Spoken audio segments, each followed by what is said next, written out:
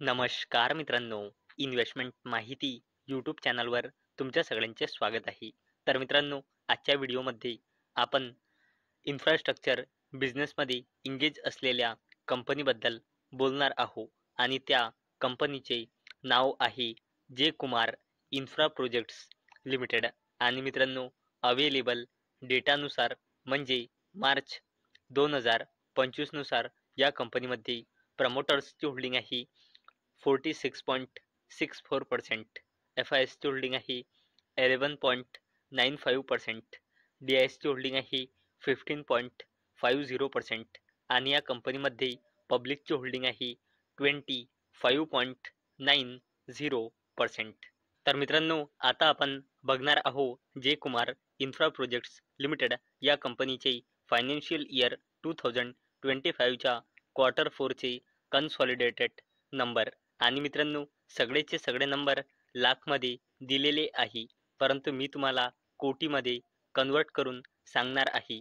आणि मित्रांनो, हा कॉलम आहे फायनान्शियल इयर 2024च्या क्वार्टर 4चा, हा कॉलम आहे फायनान्शियल इयर 2025च्या क्वार्टर 3चा आणि हा कॉलम आहे फायनान्शियल इयर 2025च्या क्वार्टर 4चा. म्हणजे हा आहे इयर ऑन इयर बेसिसवर कंपॅरिझन आणि हा आहे क्वार्टर ऑन क्वार्टर बेसिसवर कंपॅरिझन. तर मित्रांनो, जे कुमार इन्फ्रा प्रोजेक्ट्स लिमिटेड या कंपनीचा रेव्हेन्यू इयर ऑन इयर बेसिसवर 1424 कोटी रुपयांनी वाढून आता आला आहे 1632 कोटी रुपये. तसेच या कंपनीचा रेव्हेन्यू क्वार्टर ऑन क्वार्टर बेसिसवर 1486 कोटी रुपयांनी वाढून आता आला आहे 1632 कोटी रुपये. चला आता बोलूया जे कुमार इन्फ्रा प्रोजेक्ट्स लिमिटेडच्या टोटल इन्कम बद्दल. तर मित्रांनो, या कंपनीचा total income year on year बेसिसवर 1433 कोटी रुपयांनी वाढून आता आला आहे 1642 कोटी रुपये. तसेच या कंपनीचा total income quarter on quarter बेसिसवर 1493 कोटी रुपयांनी वाढून आता आला आहे 1642 कोटी रुपये.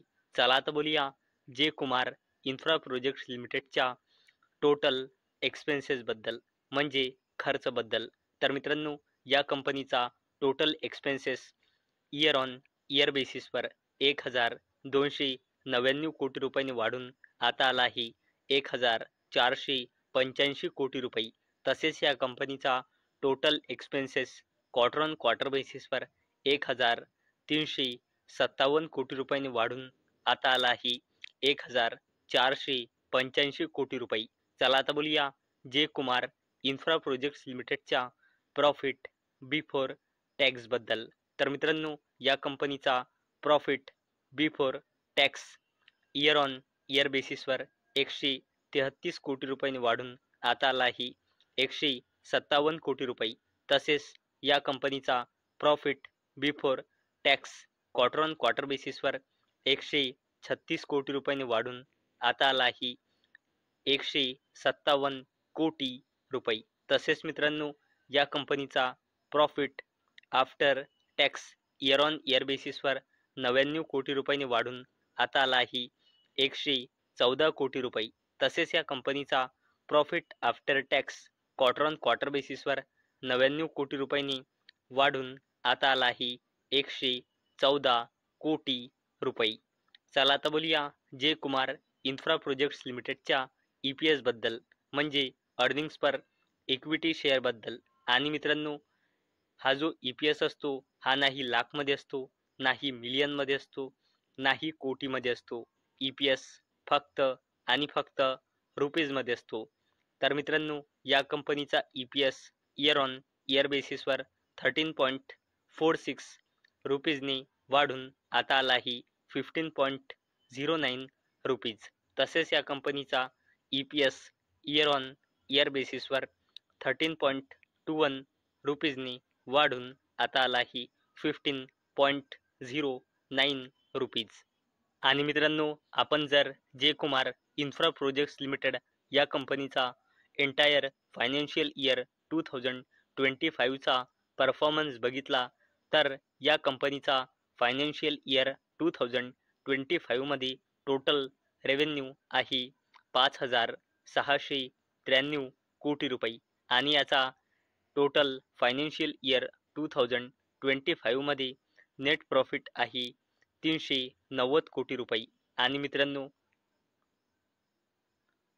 जे कुमार इन्फ्रा प्रोजेक्ट्स लिमिटेडचा एंटायर फायनान्शियल इयर 2025 मध्ये EPS आहे 51.60 रुपीज आणि मित्रांनो जे कुमार इन्फ्रा प्रोजेक्ट्स लिमिटेडचा मार्केट कॅपिटलायझेशन आहे 5,500 कोटी रुपये आणि मित्रांनो मार्च 2025 म्हणजे फायनान्शियल इयर 2025 जेव्हा एंड झाला होता तेव्हा या कंपनीचा ऑर्डर बुक पोहोचला होता 22,000 कोटी रुपयांपर्यंत म्हणजे मित्रांनो याचा मार्केट कॅपिटलायझेशन आहे फक्त 5,500 कोटी रुपये आणि याचा ऑर्डर बुक तुम्ही बघू शकता 22,000 कोटी रुपये म्हणजे या कंपनीचा ऑर्डर बुक अप्रॉक्सिमेटली मार्केट कॅपिटलायझेशनच्या कंपॅरिझनमध्ये 4 पट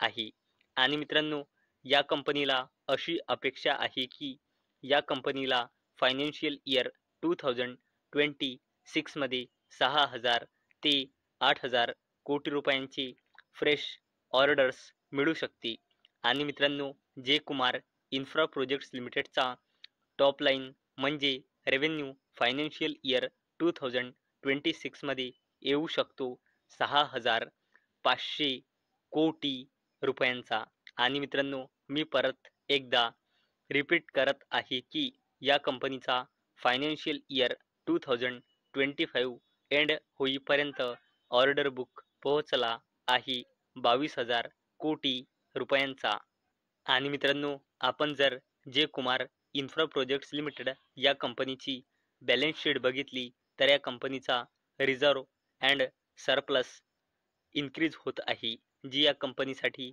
एक पॉझिटिव्ह अपडेट आहे या कंपनीचा रिझर्व अँड सरप्लस 2,301 कोटी रुपयांनी वाढून 2,606 कोटी रुपये झाला होता आणि आता या कंपनीचा रिझर्व अँड सरप्लस आहे 2,969 कोटी रुपये तसेच मित्रांनो या कंपनीची लॉंग टर्म बॉरोविंग इन्क्रीज होत आहे 82 कोटी रुपयांनी 113 कोटी रुपये आणि आता आहे या कंपनीची लॉंग टर्म बॉरोविंग 155 कोटी रुपये तसेच मित्रांनो या कंपनीची शॉर्ट टर्म बॉरोविंग सुद्धा इन्क्रीज होत आहे 433 कोटी रुपयांनी 462 कोटी रुपये आणि आता 541 कोटी रुपये तसेच मित्रांनो या कंपनीचा कॅश अँड कॅश इक्विव्हॅलंट सुद्धा इन्क्रीज होत आहे जो या कंपनीसाठी एक पॉझिटिव्ह अपडेट आहे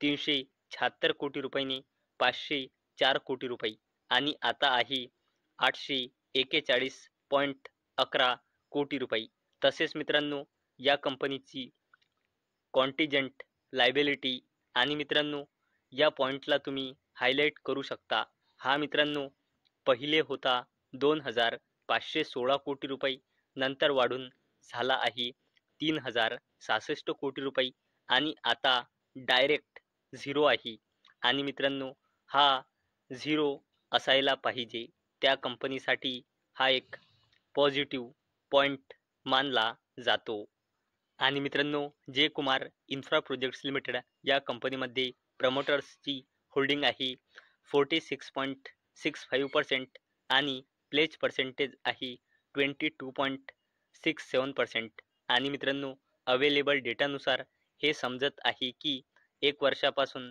सेम प्रमोटरची प्लेजिंग आहे 22.67% आणि आता एक वर्षानंतर सुद्धा या कंपनीची प्रमोटरची प्लेजिंग सेम आहे 22.67%. तर मित्रांनो मला अपेक्षा आहे हा व्हिडिओ तुम्हाला इन्फॉर्मेटिव्ह वाटला असेल तर मित्रांनो जर तुम्हाला हा व्हिडिओ इन्फॉर्मेटिव्ह वाटला असेल तर या व्हिडिओला लाईक करा आणि चॅनलला सबस्क्राईब करा आणि मित्रांनो हा व्हिडिओ फक्त आणि फक्त एज्युकेशन पर्पजसाठी बनवलेला आहे.